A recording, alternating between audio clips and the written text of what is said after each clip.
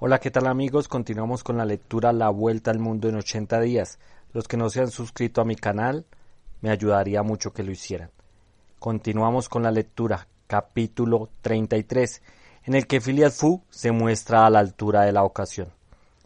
Una hora después de Herrington pasó el faro que marca la entrada de Houston, dobló la punta Sandy Hook y se hizo a la mar. Durante el día bordeó Long Island, pasó por Fire Island y dirigió su rumbo rápidamente hacia el este. Al mediodía del día siguiente, un hombre subió al puente para comprobar la posición del barco. Podría pensarse que se trataba del capitán Speedy. No es el menor de los casos. Era Phileas Fogg, Skerritt. En cuanto al capitán Speedy, estaba encerrado en su camarote bajo llave y lanzaba fuertes gritos que significaban una ira a la vez perdonable y excesiva. Lo que había sucedido era muy sencillo. Phileas Fogg deseaba ir a Liverpool, pero el capitán no quiso llevarle hasta allí. Entonces Phileas Fogg había tomado pasaje para Burdeos, y durante las 30 horas que estuvo a bordo, se las arregló tan astutamente con sus billetes que los marineros y fogoneros, que no eran más que una tripulación ocasional y que no estaban en los mejores términos con el capitán, se le acercaron en masa. Esta era la razón por la que Phileas Fogg estaba al mando en lugar del capitán Speedy, por la que el capitán estaba prisionero en su camarote y por la que, en definitiva, el Herrington dirigía su rumbo hacia Liverpool. Era muy evidente al ver al señor Fogg manejar la embarcación que había sido marinero. Ya veremos cómo terminó la aventura. Aouda estaba ansiosa, aunque no dijo nada. En cuanto a Picaporte, la maniobra del señor Fogg le pareció simplemente gloriosa. El capitán había dicho entre 11 y 12 nudos, y el Herrington confirmó su predicción. Si pues, y todavía había, si el mar no se agitaba demasiado, si el viento no se desviaba hacia el este, si no ocurría ningún accidente al barco o a su maquinaria, el Herrington podría atravesar las 3000 millas que separaban Nueva York de Liverpool en los 9 días que medían entre el 12 y el 21 de diciembre. Es cierto que una vez llegado el asunto a bordo del Herrington, sumado al del Banco de Inglaterra, podría crear más dificultades al señor Fogg de las que imaginaba o podía desear. Durante los primeros días la navegación fue bastante tranquila. El mar no era poco propicio. El viento parecía estacionario en el noroeste.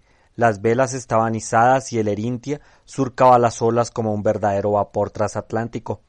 Picaporte estaba encantado. La última hazaña de su amo, cuyas consecuencias ignoraba, le encantó.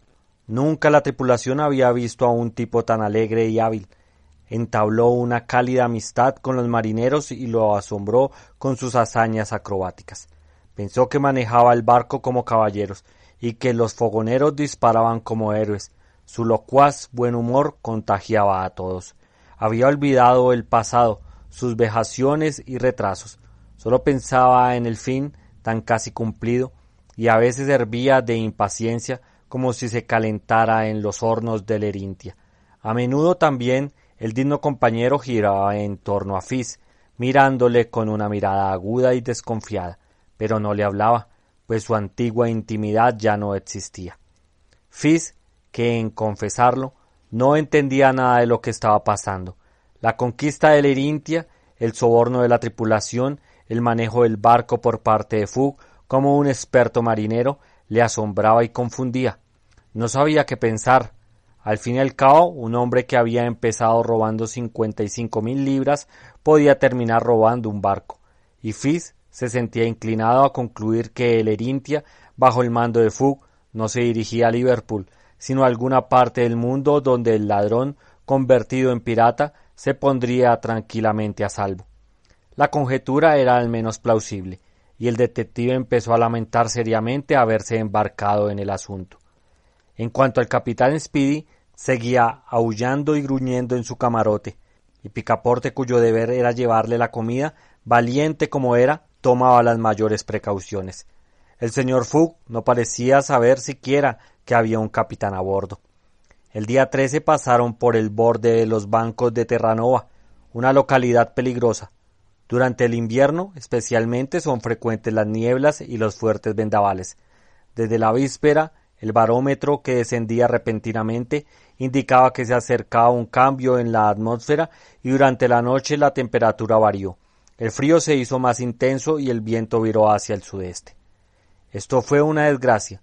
El señor Fogg, para no desviarse de su rumbo, enrolló las velas y aumentó la fuerza del vapor, pero la velocidad del buque disminuyó debido al estado del mar, cuyas largas olas rompían contra la popa. El barco se inclinó violentamente, lo que retrasó su avance. La brisa se convirtió poco a poco en una tempestad y era de temer que el Erintia no pudiera mantenerse en pie sobre las olas. El rostro de Picaporte se oscureció con el cielo y durante 2 días el pobre hombre experimentó un miedo constante. Pero Phileas Fogg era un marino audaz y sabía mantener el avance contra el mar y siguió su curso sin disminuir siquiera su vapor. El Erintia, cuando no podía levantarse sobre las olas, las cruzaba anegando su cubierta, pero pasando a salvo. A veces el tornillo salía del agua, batiendo su extremo saliente, cuando una montaña de agua levantada a la popa por encima de las olas, pero la embarcación siempre se mantenía en línea recta. El viento, sin embargo, no se volvió tan bullicioso como se podía temer. No era una de esas tempestades que estallan y se precipitan con una velocidad de 90 millas por hora. Continuó fresco, pero desgraciadamente se mantuvo obstinadamente en el sureste, haciendo inútiles las velas. El 16 de diciembre era el 75º día desde la salida de Phileas Fogg de Londres, y el Erintia no había sufrido todavía ningún retraso importante. La mitad del viaje estaba casi cumplida, y se había pasado las peores localidades. En verano el éxito habría sido casi seguro. En invierno estaba a merced de la mala estación. Picaporte no dijo nada, pero abrigaba esperanzas en secreto y se consolaba con la idea de que, si el viento les fallaba, podían contar con el vapor. Aquel día el maquinista subió a cubierto. Se acercó al señor Fogg y comenzó a hablar seriamente con él. Sin saber por qué fue un presentimiento, quizás Passepartout se inquietó vagamente. Habría dado uno de sus oídos por escuchar con el otro lo que el ingeniero decía. Finalmente consiguió captar algunas palabras y estuvo seguro de haber oído a su maestro decir: «¿Estás seguro de lo que me dices?» «Ciertamente, señor», respondió el maquinista. «Debe recordar que, desde que empezamos, hemos mantenido el fuego caliente en todos nuestros hornos, y aunque teníamos carbón suficiente para ir con vapor corto de Nueva York a Burdeos, no tenemos suficiente para ir de todo el vapor de Nueva York a Liverpool». «Lo consideraré», respondió el señor Fogg. Picaporte lo comprendió todo. Le invadió una ansiedad mortal. El carbón se estaba agotando. «Ah, si mi amo puede superar eso», murmuró, «será un hombre famoso». No pudo evitar comunicar a Fitz lo que había oído. «¿Entonces crees que realmente vamos a Liverpool?» «Por supuesto». «Imbécil», respondió el detective, encogiéndose de hombros y girando sobre sus talones. Picaporte estuvo a punto de resistir enérgicamente el epíteto, cuya razón no podía comprender, pero reflexionó que el desdichado Fitz estaba probablemente muy decepcionado y humillado en su amor propio, después de haber seguido tan torpemente un falso aroma por el mundo, y se abstuvo. ¿Y ahora qué curso adoptaría Phileas Fogg? Era difícil de imaginar. Sin embargo, parecía haberse decidido por uno, pues aquella noche mandó a llamar al maquinista y le dijo: «Alimenta todos los fuegos hasta que se agote el carbón». Pocos instantes después, la chimenea del Erintia vomitaba torrentes de humo. El buque siguió avanzando con todo el vapor, pero el día 18 el maquinista, como había previsto, anunció que el carbón se agotaría en el transcurso del día. «No dejes que se apaguen los fuegos», respondió el señor Fogg. «Manténgalos hasta el final, que se llenen las válvulas». Hacia el mediodía, Phileas Fogg, habiendo comprobado su posición, llamó a Picaporte y le ordenó que fuera a buscar al capitán.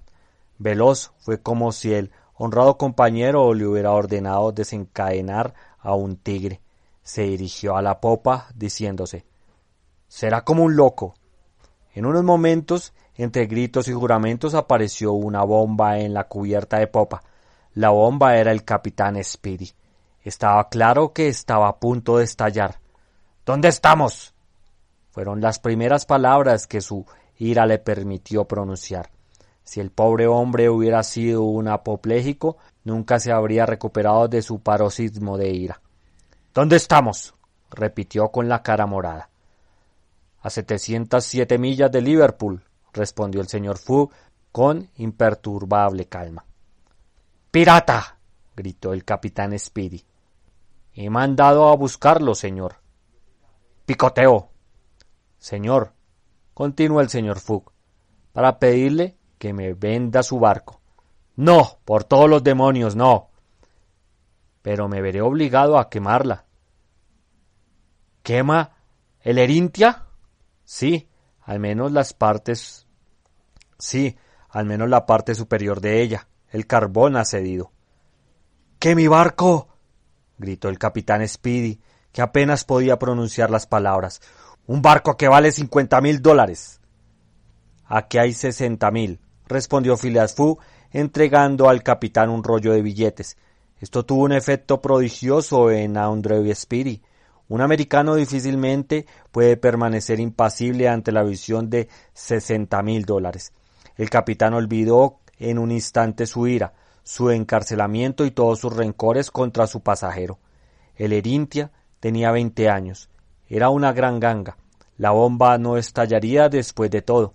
El señor Fogg se había llevado la cerilla. ¿Y yo seguiré teniendo el casco de hierro?, dijo el capitán en un tono más suave. El casco de hierro y el motor. ¿Está de acuerdo? De acuerdo. Y Andrew Speedy, apoderándose de los billetes, los contó y los guardó en su bolsillo. Durante este coloquio, Picaporte estaba blanco como una sábana, y Fix parecía a punto de sufrir un ataque de apoplejía. Se había gastado cerca de 20,000 libras, y Fogg había dejado al capitán el casco y el motor, es decir, casi todo el valor de la embarcación. Sin embargo, era cierto que se había robado 55,000 libras del banco. Cuando Andrew Speedy se hubo embolsado el dinero, el señor Fogg le dijo: «No se asombre, señor, debe usted saber que perderé 20,000 libras si no llego a Londres antes de las 9:15 de la noche del 21 de diciembre. Perdí el vapor en Nueva York, y como usted se negó a llevarme a Liverpool». «Y he hecho bien», gritó Andrew Speedy, «pues he ganado con ello al menos $40,000, añadió con más calma. «¿Sabe una cosa, capitán?» Fogg, capitán Fogg, tiene algo de yanqui. Y después de haber hecho a su pasajero lo que consideraba un gran cumplido, se marchaba cuando el señor Fogg dijo: «¿El barco me pertenece ahora?» «Ciertamente, desde la quilla hasta el camión de los mástiles, es decir, toda la madera». «Muy bien, haz que derriben los asientos interiores, las literas y los bastidores y quémalos». Era necesario tener madera seca para mantener al vapor a la presión adecuada, y ese día se sacrificaron la popa, los camarotes, las literas y las cubiertas de repuesto. Al día siguiente, el 19 de diciembre, se quemaron los mástiles, las balsas y las velas, y tripulación trabajó con ahínco para mantener el fuego. Passepartout cortó y aserró con todas sus fuerzas. Había un furor perfecto por la demolición. Las barandillas, los accesorios, la mayor parte de la cubierta y los costados superiores desaparecieron el día 20, y el Erintia era ahora solo un armatoste plano.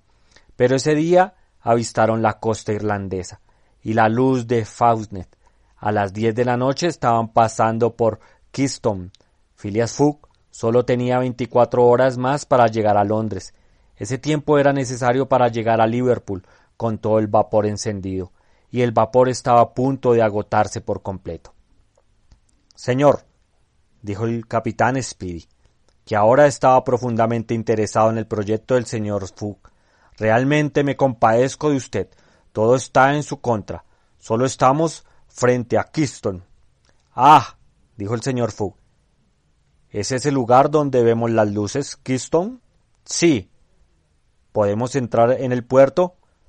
«No menos de 3 horas. solo con la marea alta.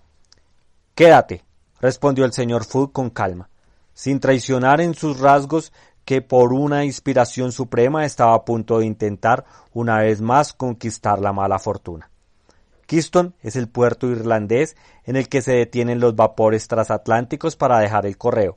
Estos correos son llevados a Dublín por trenes express siempre preparados para partir. Desde Dublín son enviados a Liverpool por los barcos más rápidos y así se ganan 12 horas a los vapores atlánticos. Phileas Fogg contaba con ganar 12 horas de la misma manera. En lugar de llegar a Liverpool la noche siguiente en el Gerintia, estaría allí al mediodía y por lo tanto tendría tiempo de llegar a Londres antes de las 9:15 de la noche. El Gerintia entró en el puerto de Keystone a la 1 de la mañana, siendo entonces la marea alta, y Phileas Fogg, después de que el capitán Speedy lo cogiera de la mano, dejó a ese caballero sobre el casco nivelado de su embarcación, que aún valía la mitad de lo que había vendido. El grupo se dirigió inmediatamente a la orilla. Fitz estuvo muy atento de arrestar al señor Fogg en el acto, pero no lo hizo. ¿Por qué? ¿Qué lucha se libraba en su interior? ¿Había cambiado de opinión sobre su hombre? ¿Comprendía que había cometido un grave error? Sin embargo, no abandonó a Mr. Fogg. Todos subieron al tren que estaba a punto de partir a la 1:30. Al amanecer del día estaba en Dublín, y no perdieron tiempo en embarcar en un vapor que, desdeñado levantarse sobre las olas, les atravesaba invariablemente. Phileas Fogg desembarcó por fin en el muelle de Liverpool a las 12:20 del 21 de diciembre. Estaba a solo 6 horas de distancia de Londres, pero en ese momento se acercó Fitz, puso la mano sobre el hombro del señor Fogg y mostrando su orden le dijo: ¿Es usted realmente Phileas Fogg? Lo estoy haciendo. Te arresto en nombre de la reina.